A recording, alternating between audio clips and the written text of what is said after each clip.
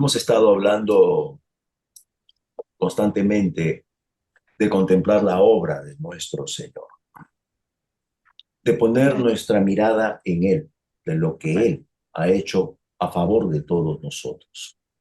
Sí, Señor. Y en Hebreos, capítulo 2, vamos a ver dos versículos que habla al respecto de esto y dice, así que, por cuanto los hijos participaron de carne y sangre, Él también participó de lo mismo para destruir por medio de la muerte al que tenía el imperio de la muerte, esto es, al diablo, y librar a todos los que por el temor de la muerte estaban durante toda la vida sujetos a servidumbre. Nuestro Señor va a vencer al enemigo y lo va a vencer en semejanza de nosotros, en carne y sangre. Hay un hombre que perdió todo, se dejó estar y le entregó todo al enemigo. Tenemos un Dios que no es injusto. Él necesita nada más guiñar un ojo para verlo destruido, pero nuestro Dios no es injusto. Y él había marcado cosas y sabiendo lo que iba a pasar, él tenía su as bajo la mano. Es nuestro Señor Jesús. Y él tenía que venir como otro hombre para poder vencerlo. Por eso dice que él también participó de lo mismo. ¿De qué? De carne y sangre. Esta expresión significa un ser humano. ¿Cuál es el objetivo? Para destruir. Y es el medio, es la muerte. Interesante. Va a destruir a través de la muerte al que tenía el imperio de la muerte. Esto Aleluya. es al diablo. Por eso que cuando él está creyendo que lo está venciendo, es cuando ve que lo están matando. Y él no sabía que el que estaba muriendo ahí era él. El que le iban a quitar todo era a él. Pero Jesús, él va a vencer. Y lo va a vencer a través de la muerte. Él va a entregar su vida. ¿Dónde está la victoria de Jesús? En que Él es santo y justo. No había un solo pecado en Él. Amén. Entonces, los que lo estaban matando y los que procuraron su muerte y los que programaron estaban haciendo un acto ilegal, porque Él no tenía. Pero Él voluntariamente, sabemos, va a entregar su vida. Él por nosotros. Y eso es lo que va a hacer. Lo va a destruir. Pero nosotros miremos que no solamente destruye el enemigo, sino que nosotros hemos conseguido cosas, y conseguido es una manera de hablar, porque que lo consiguió realmente es nuestro Señor Jesús. Pero eso Amén. alcanzó para nosotros. No solamente hubo perdón de pecados ahí en la cruz, cuando Él ha muerto. Nosotros también hemos muerto con Él en la cruz. Por Amén. lo cual, la condenación eterna ya no nos alcanza, porque ya hemos muerto al pecado, dice. Aleluya. Y cuando Él ha resucitado, nosotros hemos resucitado juntamente con Él. Aleluya. Somos esta nueva creación en Cristo, con la justicia de Dios en Cristo Jesús. Creados en qué? La Escritura dice creados en justicia y verdadera santidad. Porque la palabra santidad significa apartado para alguien y para algo, pero esta es la santidad verdadera. Quiere decir que hay santidades que no son verdaderas por algo, el adjetivo está puesto acá. Santiago va a decir, esta es la religión verdadera también, ¿recuerdan? ¿No? Aleluya. ¿Por qué? Porque hay algunas que no son. ¿Cuál es esta en que lo cual nosotros hemos sido creados? En Él. Porque nosotros tenemos la justicia de Él y su santidad en la que nos ha sido dada. Debemos entender entonces la magnitud de Él. Pero Él algo hace, dice, destruir. Esta palabra destruir debemos entenderla. Es una palabra, esta griega, indudablemente, catargeo. Y esta palabra catargeo, ahí está traducido como destruir, la sección es dejar enteramente inmóvil, inutilizar. ¿Qué quiere Aleluya. decir? El diablo no tiene. poder sobre nosotros. Amén. Está Aleluya. inmóvil e inutilizado. Eso fue la obra de Jesús. Pero hermano, Amén. el enemigo ataca. Claro, él lo va a hacer. Y el único poder que él tiene sobre nosotros es el que nosotros le concedemos. Sencillamente es eso. Respecto a los hijos de Dios, cuando antes no estábamos en Cristo Jesús, nosotros éramos sus esclavos. Señor. Ya no somos esclavos de él. Amén. Tenemos la posición en Cristo Jesús. Todos ellos están debajo de su planta, de su pie. Amén. Y no Amén. solamente ellos, principados, potestades y todo lo demás, sino todas las cosas. Aleluya. Nosotros estamos por encima, no estamos por debajo de las circunstancias, ni siquiera a nivel, estamos por arriba. Aleluya. Pero esa es nuestra posición en Cristo. Entonces, Él lo inmovilizó, lo ató, lo dejó inútil con respecto a nosotros. Ciertamente va a buscar que atacarnos. La única manera que Él lo haga es porque nosotros podamos tener miedo, porque no confiemos en la obra total y absoluta de nuestro Señor. Por eso en el versículo 15, y librar, dice. Acá hay una libertad. ¿De qué? A todos los que por el temor de la muerte estaban durante toda la vida sujetos a servidumbre. El ser humano tiene miedo a la muerte. Pero con ello, ¿qué trajo la muerte? Con la muerte, algunos dicen que son los hermanitos, otros dicen que son sus pequeñitos, otros dicen que son los hijos de la muerte. ¿Qué trajo? Enfermedad. Las enfermedades tienen un objetivo, destruir al ser humano. No importa qué tanto fuerte sea una u otra enfermedad, todas tienen el mismo objetivo. Tutankamón murió por una muela infectada. La gripe ha matado, no solamente en esta época, sino hace más de 100 años también. Las enfermedades.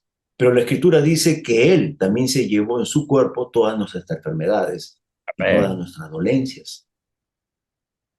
Él se lo llevó, Él lo cargó. ¿Por qué? Porque la enfermedad es consecuencia de la muerte. Y la muerte entró por el pecado. Y como Él quitó el pecado, no dice que lo cubre, no dice que solamente me perdona de los pecados, dice que Él quitó el pecado, no a la usanza del Antiguo Testamento que era cubierto,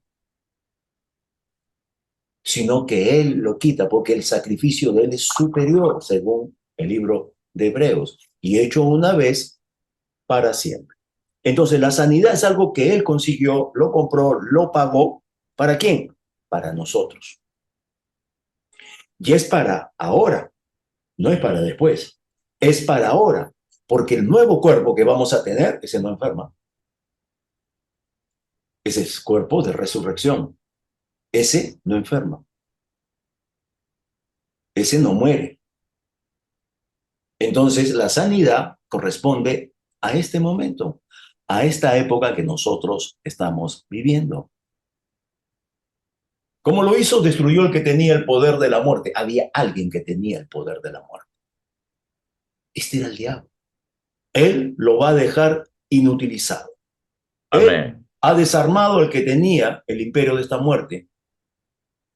¿Y qué hace? No solamente lo desarmó, sino que libra del temor de la muerte para que no estemos sujetos a servidumbre. Es interesante mirar a la gente que no conoce al Señor. La gente que no conoce al Señor teme la muerte física, pero no teme la muerte eterna, que esa es la que tiene valor, porque eso es para siempre, porque todos vamos a resucitar, dice la Escritura. No solamente van a resucitar los que han dormido en Cristo Jesús, eso ciertamente será antes de empezar el milenio, pero al acabar el milenio resucitarán todos, todos. Pero el ser humano vive sujeto, tiene miedo. ¿A qué? A morir. No tiene seguridad de qué hay después de la muerte. No tiene ninguna seguridad. No trasciende en lo eterno. Nosotros sí. Jesús va a decir, atesora cosas en el cielo que no puede ser robada ni se malogra. Queriéndonos decir que hay cosas que son eternas que tienen un mayor valor que lo perentorio. Porque así como venimos, así no vamos a ir, dice la Escritura. Y Pablo va a decir también que para él el morir era ganancia. No quiere decir que nosotros anhelemos y deseamos la muerte, lejos esté de eso de nosotros. Pero Pablo sabía lo que él esperaba. Por eso que los relatos, las crónicas que hay de los circos romanos, cuando sacrificaban, martirizaban a nuestros hermanos en los principios de la cristiandad, ellos, los propios romanos, tienen anotado que no entendían que estaban en medio del circo, se los iban a comer, los iban a quemar, y ellos cantaban con alegría, que era el día más hermoso que tenían porque iban al encuentro de su Señor. Aleluya, Padre. No temían a la muerte. Habían dejado de temer la muerte. Han entendido la obra de Jesús. Han entendido que hay una obra trascendental, una obra que es eterna. Por eso se llama vida Aleluya. eterna. Gracias, Padre. Entonces, Dios, ¿qué nos dice? Que el temor a la muerte física es una vida de esclavitud. Es una vida de servidumbre. Me voy a morir. De esta no salgo. Pero miremos. Podemos poner un ejemplo. Hay gente que detesta, no quiere volar en un avión. Tengo un amigo, muy amigo mío, ¿no? Le he hecho algunas jugadas para hacerlo volar hasta en un helicóptero, porque trabajaba conmigo. Muerto de miedo. ¿A qué le teme? Al avión no, le teme a la muerte. No le teme al avión en realidad, le teme a la muerte. Pero nuestro Señor Jesús vino a liberarnos de este miedo a la muerte. Amén. Y ha derrotado al que tenía el imperio de la muerte. ¡Uy, qué poderoso era! Bueno, así se veía Goliat. Sí, es verdad. Así Aleluya. se veía. Y David lo derribó. ¿Con qué? Con una piedra. Amén. Algo más, no solamente lo derribó, le cortó la cabeza. Aleluya. ¿Dónde está la autoridad? En la cabeza. No hay más, se te acabó. Entonces, el diablo no tiene poder ni autoridad para determinar nuestros días en la tierra, menos de nuestra salud. Solamente tiene lo que nosotros le concedemos. Por eso la Escritura dice en Efesios, no deis lugar al diablo. Aleluya. No solamente por pecado, por concupiscencia, por cosas que nos pueda atentar, no, sus pensamientos, su forma de él que ha inoculado y mete dentro de la iglesia. Eso lo podemos entender en la gente que no conoce a Cristo Jesús. Por eso es que nosotros debemos conocer. Él lo venció. Jesús va a dar testimonio, se lo va a dar a Juan. ¿Dónde? En la isla de Patmos. Él va a dar testimonio de lo que es. Dice Juan en el primer capítulo, él ha oído, ha volteado, lo ha visto, dice, cuando le vi, caí como muerto a sus pies. Siempre esto me genera una ternura, porque él dice, y él puso sus diestras sobre mí, diciéndome, no temas. Amén. Yo soy el primero y el último. Y Juan va a describir lo que él vio. Fue tremendo lo que él vio. Vio tremenda gloria, vio lo que... No era el Jesús que caminaba, no era el corderito que estuvo en la tierra. Vio toda la gloria de él y cayó como muerto cuando vio. Era otro tipo de voz, dice. Y Jesús, como él es, lo toca. Y siempre nos va a decir, no temas.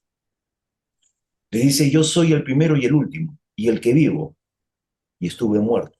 Mas he aquí que vivo por los siglos de los siglos. Amén. Y tengo las llaves de la muerte y del Hades. ¿Quién las tenía? El cachudo. Se lo arrebató. ¿Por qué? Porque lo venció. Lo exhibió públicamente y triunfó sobre ellos en la cruz.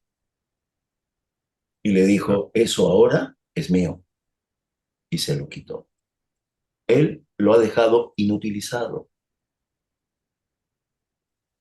Ahora nosotros debemos entender que Dios quiere que vivamos mucho tiempo y que vivamos bien y saludablemente. De otra manera Amén. no lo quiere. Eso es la voluntad de Dios, que es buena, agradable y perfecta. Y dice que sus Amén. pensamientos son pensamientos de bien para nosotros y de paz. ¿Podemos ver a alguien bajo la ley y que dio la ley? Sí, Moisés, 120 años. ¿Y cómo vivió? Saludable. Su vista no se nubló, ni disminuyó su vigor, dice la Escritura. Donde tenemos testimonio, Deuteronomio 34, dice, era Moisés de edad de 120 años cuando murió. Sus Aleluya. ojos nunca se oscurecieron, ni perdió su vigor. Aleluya.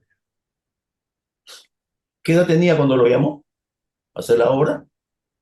80. 80 años tenía Moisés Aleluya. cuando el Señor lo llamó a hacer. Aleluya.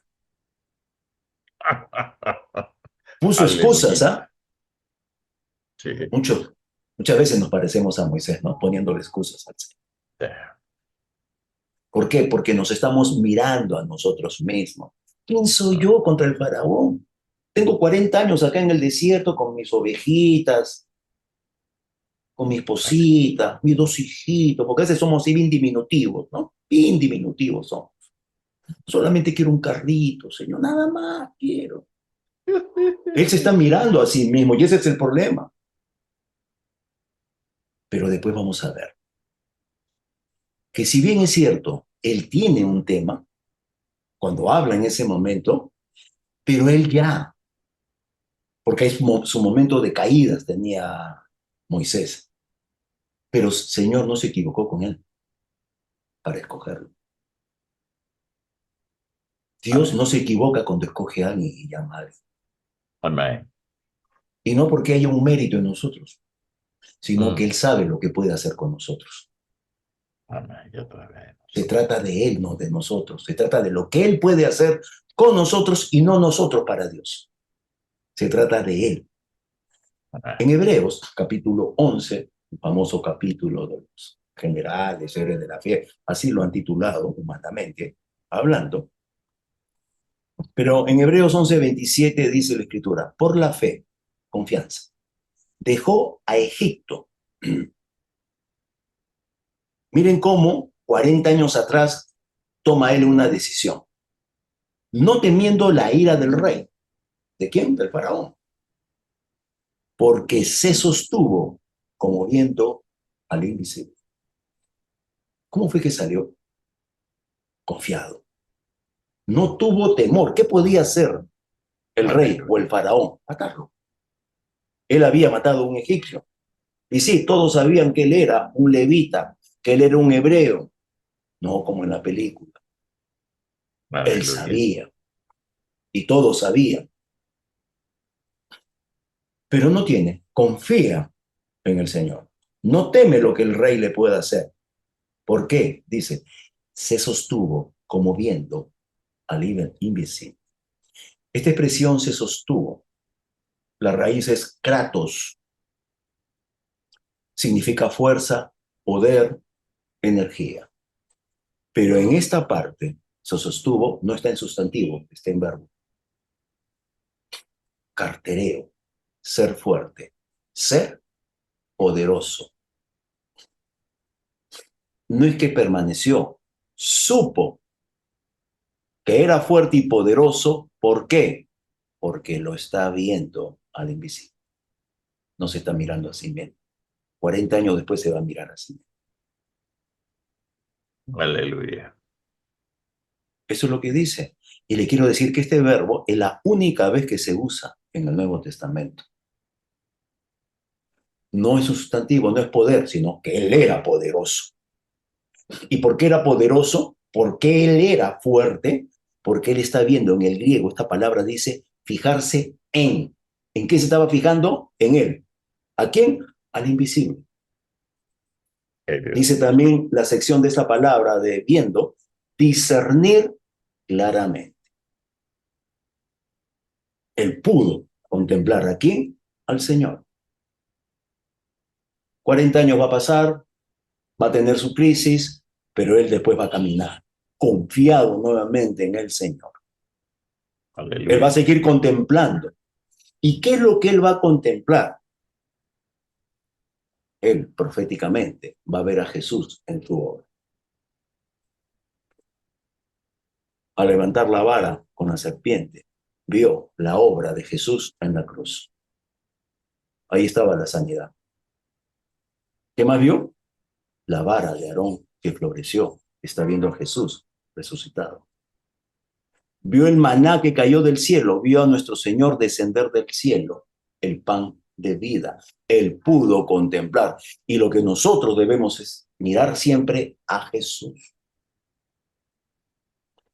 Estamos mirando a David, estamos mirando lo que hizo José, estamos mirándolo a Moisés, pero veamos a Jesús.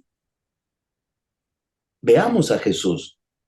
Él dice que vio al invisible, se fijó, puso ahí toda su atención y él comenzó a contemplar. El Señor ciertamente le habló y él se mantuvo. 120 años, nunca perdió el vigor, sus ojos nunca se oscurecieron. Entonces, ¿qué quiere decir? Esto es clave. ¿Para qué? Para permanecer fuerte, para tener una juventud renovada. ¿O no le fue renovada eso a Abraham y a la viejita que vivía con él, Sara? Fue revitalizada Sara, porque no solamente iba a ovular nuevamente, iba a tener que poder tener la capacidad de parir, de dar a luz como una mujer joven. El parto es un gran esfuerzo. Fue renovado. Abraham también fue renovado. Se volvió a casar a los 135 años aproximadamente. Cuando a los 90 estaba como muerto, dice. Y tuvo 6 hijos más. ¿Fue qué? Renovado, fortalecido. Esa es la obra acabada del Señor Jesús para nosotros. Amén. Eso es. ¿Dónde lo encontramos al Señor Jesús? En su palabra. En toda su palabra lo vamos a encontrar. Se trata de Él. Ahora, Moisés 120 años, pero el Salmo 90, ¿qué dice? ¿No? Podemos tocar este tema, sí. Los días de nuestra edad son 70 años, y si en los más robustos son 80 años, con todo, dice, su fortaleza es molestia y trabajo, porque pronto pasan y volamos. Esto lo está diciendo el salmista. Interesante. Este Salmo 90 le está hablando a gente que está bajo ley o bajo la promesa de la gracia. Y más interesante todavía es, porque este es el Salmo 90. ¿Cuál es el Salmo que sigue? El famoso Salmo 91. Aleluya. Y encontramos esta expresión en el versículo 16. Los saciaré de larga vida y le mostraré mi salvación. Atención con lo que acaba de decir. Aleluya. 70 y 80. Sí, es otro. Salmo 91 habla de una serie de aspectos. ¿Y qué es lo que dice este versículo? Dice, yo lo voy a saciar. ¿Qué significa saciar? Lleno. ¿De qué? De larga vida. Plenitud. Y le mostraré. Hay que mirar a quién. La expresión mi salvación. ¿Sabes cuál es la palabra? En hebreo, la palabra salvación, Yeshua. Yeshua. Por eso cuando en Mateo dice que Él es Jesús, porque Él salvará, en el hebreo diría, Él es Yeshua, porque Él, Yoshia. Entonces sí se entiende en hebreo. ¿Por qué se llama Jesús? Porque va a salvar. Porque su nombre significa salvación. Amén. ¿A quién no tiene que? Él nos va a mostrar.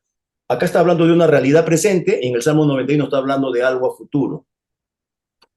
Lo saciaré de larga vida y le mostraré mi salvación. ¿Qué Amén. tenemos que hacer? Contemplar a nuestro Señor Jesús. Una de las cosas interesantes que podemos mirar es en el camino de Emaús. En el camino de Emaús es el día que Él ha resucitado. Ya está oscuro o ya está oscureciendo, algo así. Y dice que hay dos personas que están yendo de Jerusalén a Emaús. Se calcula que eran más o menos como unos 30 kilómetros, un poquito menos, tal vez 28. Y estas dos personas están hablando de las cosas que han acontecido, son creyentes. O eran discípulos en todo caso. Pero dice que mientras ellos hablaban y discutían entre sí en las cosas, dice que Jesús se acercó y comenzó a caminar con ellos. Pero sus ojos estaban de ellos velados. ¿Para qué estaban velados? Para que no le conociesen, para que no lo puedan reconocer. Y él va a hacer preguntas de qué están hablando, por qué tan tristes. Y uno de ellos, Cleofas, le va a decir que tú eres el único forastero que no sabes lo que ha pasado en Jerusalén en estos días. Entonces él le pregunta, ¿qué cosas? Y ellos van a decir, de Jesús Nazareno, que fue varón profeta. O sea, ya fue. Miren la expresión, que fue varón profeta, poderoso en obra y en palabra delante de Dios. Era evidente el mover de nuestro Señor Jesús. Aleluya. Y en palabra delante de Dios y de todo el pueblo. No solamente delante del pueblo, sino delante de Dios. ¿Y cómo le entregaron los principales sacerdotes y nuestros gobernantes a sentencia de muerte y le crucificaron? Clave el versículo 21. Pero nosotros esperábamos que Él era el que había de redimir a Israel. La forma de pensar. La forma de pensar de ellos. Y ahora, además de todo esto, además de todo lo que ha pasado, sigue la queja. Hoy es ya el tercer día que esto ha acontecido. Aunque también nos han asombrado unas mujeres de entre nosotros, las que antes del día fueron al sepulcro, o sea, al amanecer. Y como no hallaron su cuerpo, vinieron diciendo que también habían visto visión de ángeles quienes le dijeron que él vive. ¿Qué quiere decir? No creen. No creen. Y fueron algunos de los nuestros al sepulcro y hallaron así como las mujeres habían dicho, pero a él no le vieron. Es lo que ellos están relatando. Y eso que Jesús les había dicho, que iba a morir y que al tercer día iba a resucitar. La respuesta de Jesús después de todo lo que oyó. Oh insensatos y tardos de corazón para creer todo lo que los profetas han dicho. Está profetizado. Es la manera de pensar de ustedes. Es su sentir de juzgar las cosas. Y les pregunta, ¿no era necesario que el Cristo padeciera estas cosas y que entrara en su gloria? La clave, versículo 27. Y comenzando desde Moisés y siguiendo por todos los profetas, les declaraba en todas las escrituras lo que de él decía. Aleluya. ¿De quién habla entonces el Antiguo Testamento? Ya no lo vamos a leer. ¿De quién está hablando el Antiguo Testamento? Es testimonio de él. Y él comenzó a hablar desde Moisés, que quiere decir de los primeros 5 libros. Y siguió por los profetas. El último libro del Antiguo Testamento es de un profeta también. Todos hablan de mí. Y en ese camino, no sé cuántas horas, los 28 kilómetros estos que han caminado, él les explicó, les reveló solamente a la manera que podía ser el maestro, el Señor Jesús, que de él hablaban del Cristo. Él les va a comenzar a manifestar. La pregunta es, ¿por qué les estuvo velado los ojos? Porque ellos tienen que conocerlo a través de las Escrituras. Aleluya. como nosotros debemos conocer al invisible, a través de las Aleluya. escrituras. Aleluya. Es a Aleluya. través de ella que nosotros debemos conocerlo. Interesante que cuando él se quiere ir, los ya llegaron y le dijo, no, no te vayas, quédate, ya es tarde. Y se sentaron a la mesa a comer. Él tomó el pan, lo bendijo, lo partió y, le dijo, y les dio perdón. En ese momento le fueron abiertos los ojos y lo reconocieron. Mas él desapareció de su vista. No le dijo chao, simplemente desapareció. ¿Cuándo lo reconocieron? Cuando él está haciendo lo que siempre hacía. Partir el pan, dárselos y bendecir. Pudieron reconocerlo en ese instante, en el momento de la bendición. Jesús, nuestro Dios, quiere que nosotros lo conozcamos a través de la palabra, que ahí pongamos nosotros nuestra mirada. Gracias. Dice la Escritura que en este capítulo 24 de Lucas, que después de eso, después que ellos decían, no ardía nuestro corazón cuando lo oíamos hablar, no se quedaron, volvieron a caminar otros 28 kilómetros de regreso a Jerusalén, a buscar a los otros discípulos, para contar lo que ellos habían visto. Entonces nosotros debemos entender.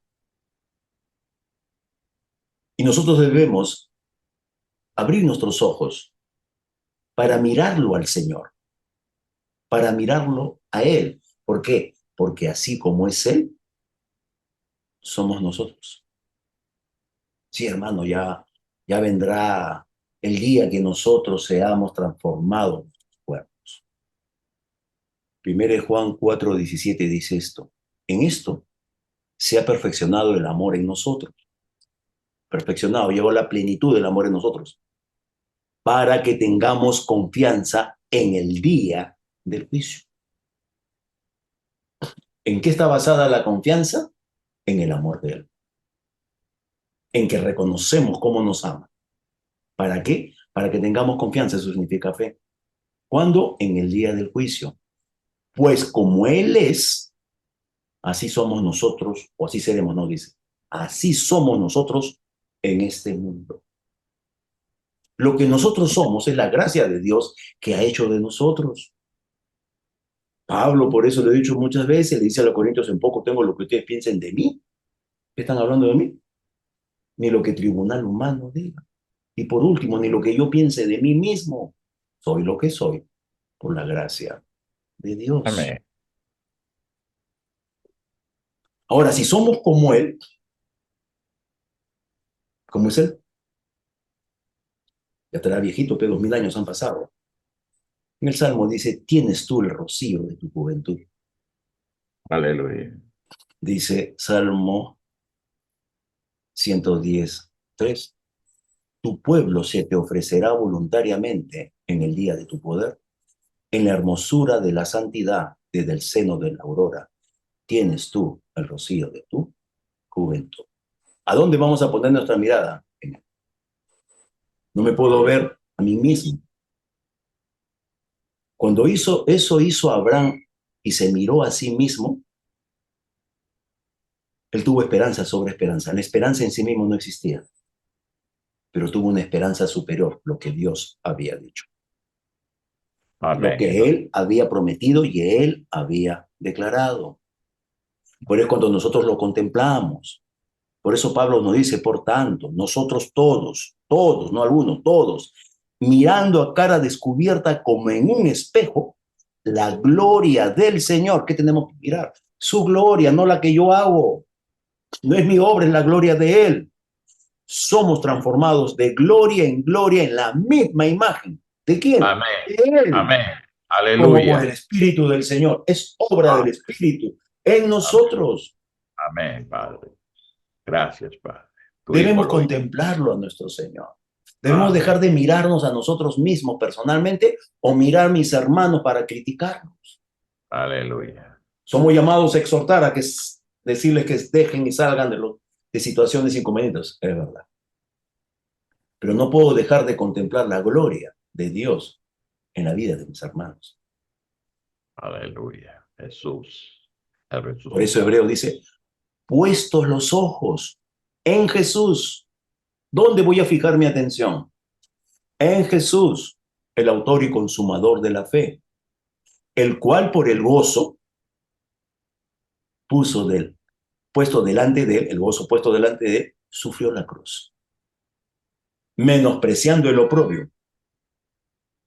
Resultado, y se sentó a la diestra del trono de Dios. Puesto los ojos es una sola palabra en griego. Mirar atentamente. Mirar fijamente el objetivo. Quitar todo lo demás. O sea, encima quita lo que te distrae. No permitas que seas distraído de la obra de Jesús. Debemos poner. En el Antiguo Testamento también hay una experiencia de Eliseo. Conocemos Eliseo, era discípulo de Elías. Y le dice, Elías sabe que va a partir. Y le dice a Eliseo, pide lo que quieras que haga por ti antes que yo sea quitado de ti. Pídeme algo, yo ya me voy. Eliseo, ni corto ni perezoso, le dijo, te ruego que una doble porción de tu espíritu sea sobre mí. ¿Qué le está pidiendo? Quiero el doble de mi son de lo que tú quieres. Eliseo le va a decir, cosa difícil has pedido. Si me vieres, cuando fuere quitado de ti, te será hecho así. Mas si no, no. ¿Por qué le dice que ponga la mirada?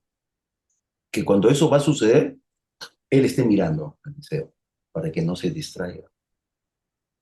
¿Cuál es su objetivo? La doble porción del espíritu de Elías. No te puedes distraer del objetivo. Y se lo pone. Y ciertamente ocurre. Día después va a ocurrir que él lo ve. El Antiguo Testamento registra que Elías hizo 8 milagros. Eliseo pidió el doble. La Biblia registra 16 milagros hechos a través de Eliseo. Puso su mirada en el objetivo. Cuando nosotros contemplamos a nuestro Señor que está ascendido, Aleluya. Amén. que Él subió y que está sentado a la diestra del Padre, porque eso es lo que tenemos que contemplar, no al Jesús que está crucificado, no al Jesús que caminó sobre la tierra. El resultado, entendemos que Él ha ascendido sentado a la diestra, dice que mayores obras que Él podemos hacer. Amén, hermano. Muchos hermanos en la iglesia tropiezan con este pensamiento. No puede ser. Pero no se trata de lo que nosotros queremos, se trata de lo que Él dijo. Y Él va a decir en el capítulo 14 del Evangelio de Juan, de cierto os digo, que el que en mí cree las obras que yo hago, o sea, cree que yo estoy haciendo estas obras, Él las hará también y aún mayores hará, porque yo voy al Padre. Porque esta realidad va a ser superior porque ahora yo me voy a sentar al lado del Padre.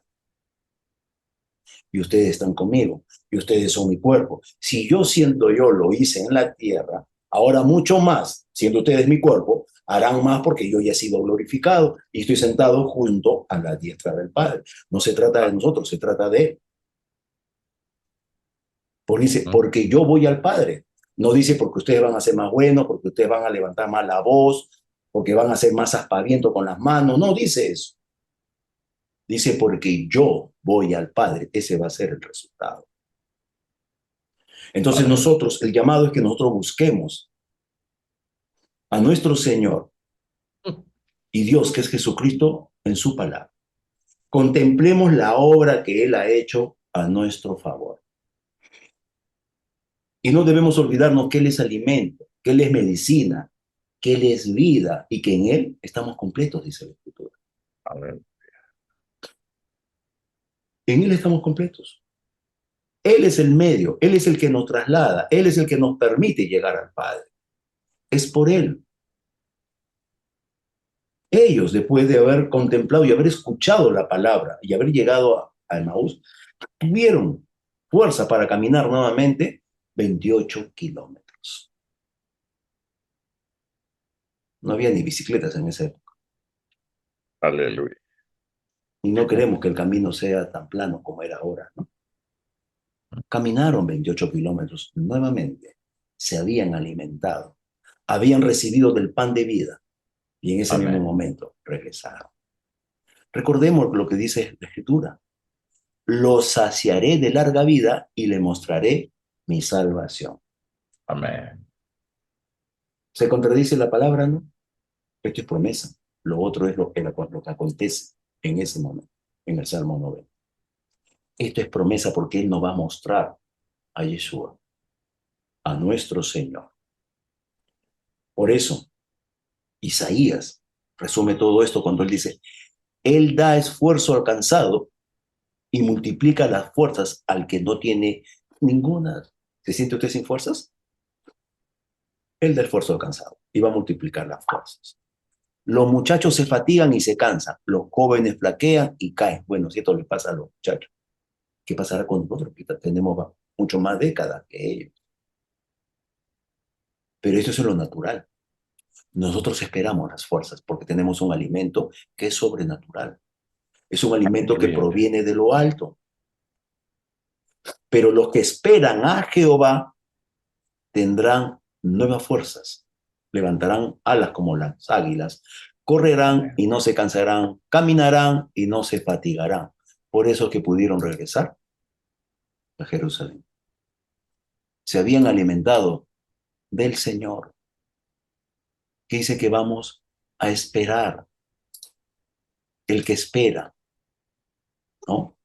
El que sé, esa palabra en hebreo también significa aguardar, confiar. También significa atarse. Me agarro de esto. Pablo dice que él se agarra, Me afirmo. que él se agarró. Esto también dice acá. Dice, que los que se agarran a Jehová tendrán nuevas fuerzas. Esta escritura que dice que tendrán nuevas fuerzas también significa intercambiar. Entrego lo mío y recibo lo suyo. Él es el que nos da las fuerzas. Él es el que hace todas estas cosas por nosotros. Ahí está. Usted dirá, no, pero si hubiera tenido 40 años, las cosas serían ahorita diferentes. No, las cosas son diferentes porque tenemos al Dios que es diferente, al Dios que hace la diferencia. Se trata de Él, no de nosotros. Amén. No se trata del Salmo 90, sino de la promesa en el 91. De eso se trata. Nosotros ya no estamos bajo ley. Estamos con un pacto que tiene mejores promesas. Es el pacto. Amén, Carlos. Amén. Entonces agarrémonos de eso. Y ese es un pacto que no hemos hecho nosotros. Es un pacto que hizo el mismísimo Jesús con el Padre. Amén. Por lo cual nosotros no podemos quebrantar el pacto. Eso es lo extraordinario. Pero disfrutamos de él porque estamos en Cristo Jesús y nos Amén. hemos hecho uno con él. Por lo cual somos coherederos. ¿Y qué heredó Jesús? Todo lo del Padre. Refrenemos nuestra lengua. A pesar de que sintamos cosas, no hablemos inconvenientemente. ¿No? Puedo sentir cosas, sí. Mira que estamos martes. Jueves tengo cita con el cardiólogo, me hicieron un montón de exámenes. Viernes tengo que ir con el internista, que también me manda una serie de exámenes por unos detalles. ¿Ok? Más allá de lo que ellos me puedan decir, es lo que Dios ha dicho. Amén. Es lo que Dios ha dicho. ¿Mi alma se puede sentir media movida? Por supuesto, yo no soy de acero. Pero no me puedo quedar con eso.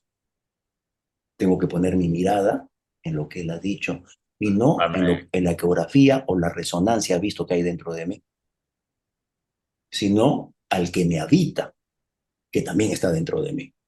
Aleluya. Que se encuentren con Él. Aleluya. No tengo que ir a buscarlo para tocarle el manto ni decirle que venga a mi casa. Él nos habita. Amén. El sanador nos habita. Tiene que fluir, tiene que manifestarse. Debemos quitar el velo, porque nosotros podemos ponerle velo a nuestro Señor. Pero miremos la obra de Él. recojamos de Él para saciarnos de larga vida y que podamos contemplar a nuestro Salvador. Aleluya. Amén, hermanos. Amén.